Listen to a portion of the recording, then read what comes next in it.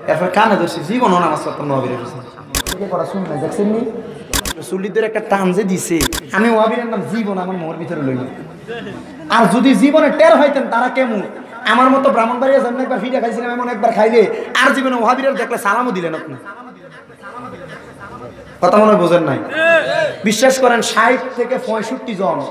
আর মোহের যে ভাষাটি ইংলিশটি কইছে আমি চিন্তা করলাম এত লম্বা লম্বা ফাইন যাবি তোরা আবার হুজুর তোরা মনে হয় মানুষের নামাজ পড়াস তোরার পিছনে নামাজ পড়া আবার মানুষের নামাজ হইব বেটা।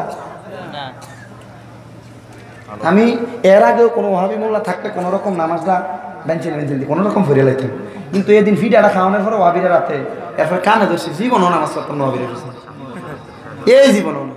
যদিও কোনো রকম ভুলে সব করে বেরো হয়ে ফরন লাগে পরে আবার কাজা দেয়। এই দেখেন আপনারা আমার মাথার দিকে সাইলে দেখবেন এই মাথার এই সাইডে করা শুনলেন দেখছেন নি। বিশ্বাস যদি করেন জানলাটা মাত্র একদিকে ফাঁকা ছিল চুলিদের একটা টান যে দিছে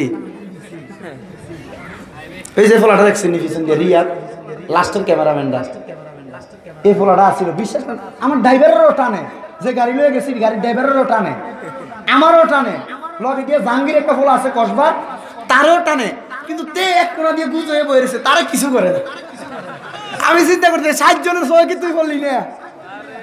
আর আমারে বিশ্বাস যদি করেন ভাই ও এগুলো তো লাগছে খুশি গাছি জ্বালা গনে। আমি চিন্তা করলাম তো এদিনে নিকৃষ্ট আমার আল্লাহ বানাইতো না আমরারে নি বানাইতো। কথা কই না নবীর যুগে আসিল আবু জাহেলের মতো বেদ্যপ। কথা কই না মুসা নবীর যুগে ছিল ফেরাউনের মতো বেদ্যপ। কথা কই না এরপরে নমরুদ ছিল কার যুগে জানি ইব্রাহিম নবীর যুগে। আর আমরা যুগে তার আর নাম কইও না আবার অপবিত্র কি লাগে করো মুখ করে ওয়াহাবিরার নাম লইলে মুখ অপবিত্র হয়ে যাবে না। আল্লাহ আমরা হেদায়েত করুক এডি থেকে বাঁচিয়ে রাখুক আমিন। কত আসতে কই দুই একটা মনে হ্যান্ডেলের ভিতরে আছে রে ওয়াহাবিরে।